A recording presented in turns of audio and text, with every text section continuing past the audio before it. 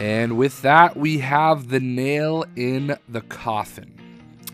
Linked below, you will find an article from Eurogamer.net, The Sad and Slow Death of LEGO Dimensions. It's something that we have talked about here and on Twitter for months now. I mean, honestly, we're talking about months and months, like half the year, that it's basically been known that LEGO Dimensions was not going to get to year 3. It was never going to happen. And if you are still sitting around hoping and waiting for that year 3 announcement, any disappointment you feel, it's really on you, because the signs were there. The writing has been on the wall for so long.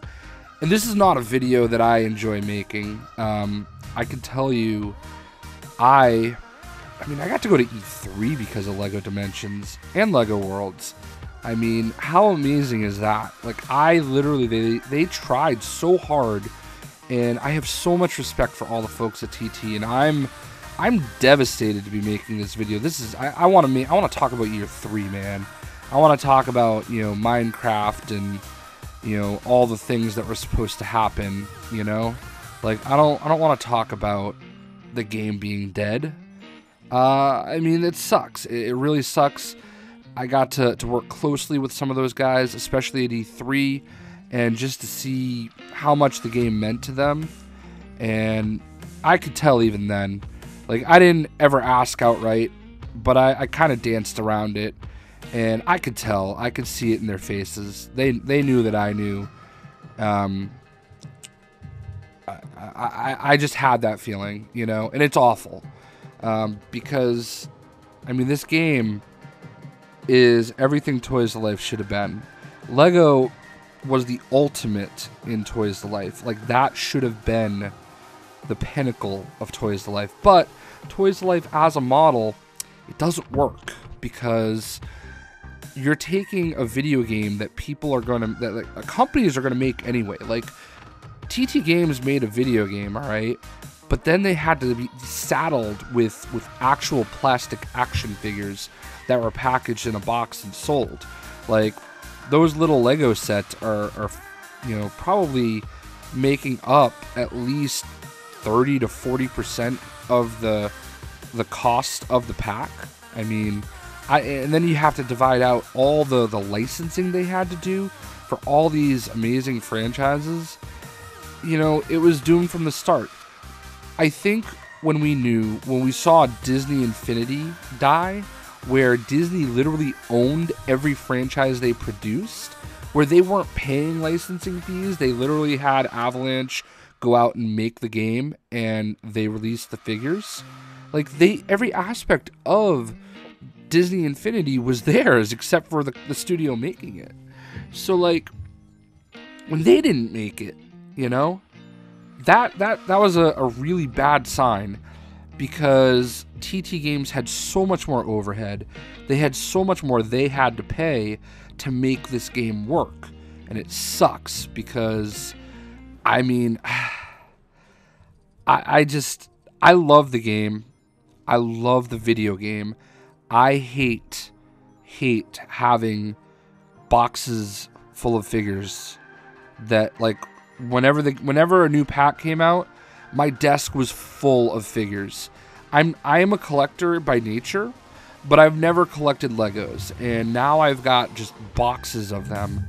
And, I don't regret anything. I mean, in a lot of cases, I was buying, 4 Mr. T's just so I could have all 4 of the A-team on the board at the same time. Like, stuff like that is unique. I feel like people like me, I might have one of the only videos on YouTube of that, because I don't think many other people went out and bought 4 Mr. T's. But, like, it is what it is at this point, Like, I feel so bad, because I know that there was a lot of pride and passion that went into it. Anytime you saw Arthur Parsons talking about the Goonies pack, man, like, you could tell that was a pride and joy thing, man. That was a bucket list thing. When I was at New York Comic Con, I kind of joked about, I don't remember how it came up, but somebody brought up, I think somebody walked up to him and wanted a Ninja Turtles game. And he was like, oh yeah, we're not going to do that. And that person walked away. I'm like, I don't know, man. No Ninja Turtles until I get Spaceballs. Spaceballs was always my go-to. And he laughed so hard because it would be so much fun. It would be awesome. But like, you could tell that like where Spaceballs would be like a dream scenario for me, you could tell Goonies was that for him. And I bet a lot of these franchises were that way for all the people that worked on the game. And I think Doctor Who especially, being able to work with Doctor Who and have all the doctors, I mean, how cool is that? And we got to experience that in a video game form. And these are things that we may have never been able to experience. And that is what I will always remember about LEGO Dimensions, what I loved about it. And you know what I would love to see them do? I would love to see them re-release the game with everything unlocked, by itself, with no need for a toy pad, with no need for figures. This is purely everything unlocked. There's a character grid that you can dip into. I would absolutely adore it and love it if they were able to do something like that. Another thing that I've thought about long and hard, what if we did get a LEGO Dimensions 2, like a full-blown new game, LEGO Dimensions, and instead of releasing figures and making it toys to life, it was a full-blown released game, and we have minifigure packs, kind of like what they did for LEGO Ninjago, what they do for the LEGO actual figures, where there's 20 figures in a pack. So Series 1 has 20 of the characters from the franchises that are in the game. And then when you want to add new franchises, they can do DLC once a month.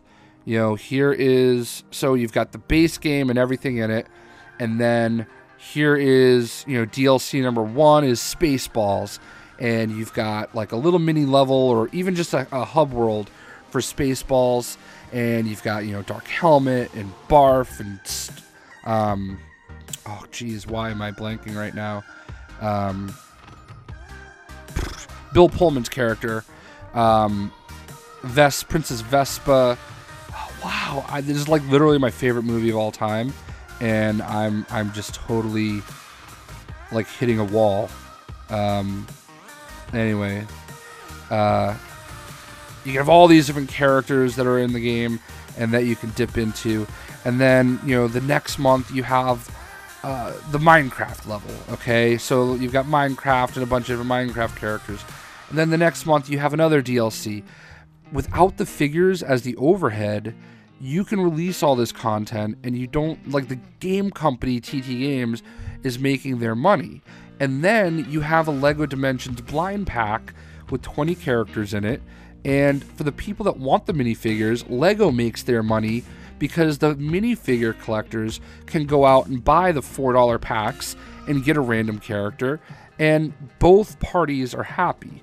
Like, yeah, I know that doesn't do anything for the vehicles and their multiple builds, but still, that's a pretty good compromise.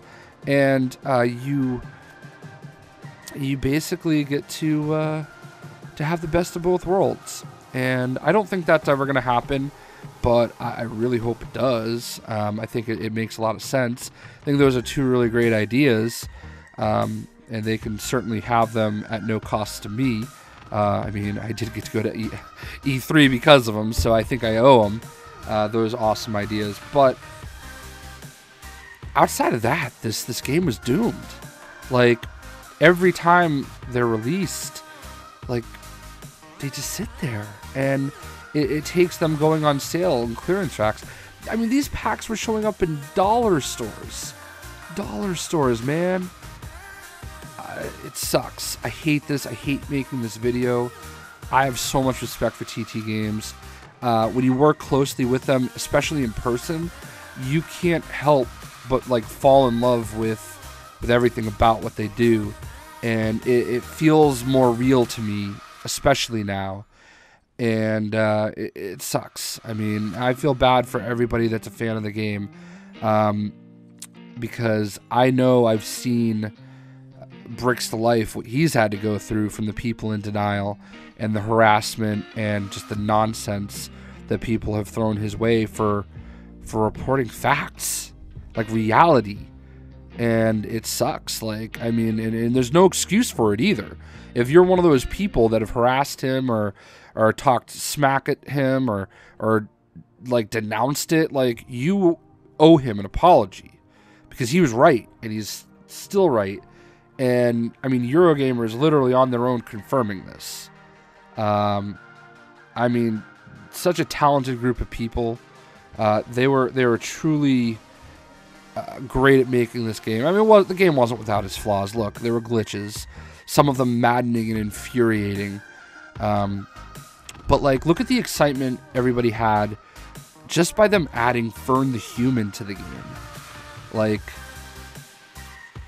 I mean, that was cool, man. Like, that was a new character that nobody was expecting. And like, that's the type of thing that we're looking at, you know? Like, this game brought a lot of joy to people, and it sucks that it has to go out this way, but it is what it is. And I will miss this game, because I loved playing this game. I loved experiencing all these different worlds. I loved seeing characters interact that would never interact this way before. So yeah, I mean, it's unfortunate, but it's reality. It's happening. And I mostly am making this video because I need people to understand that this is it. It's over. There's not going to be year 3. It's almost November, and they haven't announced anything. They would have already released 2 packs at this point. I mean, I know everybody's not going to enjoy this video because, you know, we're talking about negative things and a game that we all loved dying, essentially. But, you know, it is what it is. And I'm sad. I'm really sad about it. I really, really loved and enjoyed the game. And thank you, TT Games, for bringing such an amazing game to us. Because if you think of the content that we all got, I mean, for what they produced, for what they put out, I mean, it's nothing short of amazing. All the hub worlds, you know, everything that there is to it, just amazing. So thank you, TT Games, for making an amazing game. I'm sorry that it had to go this way. I'm looking forward to you guys getting back to full release games and LEGO Marvel Super Heroes in a couple weeks. We'll see you.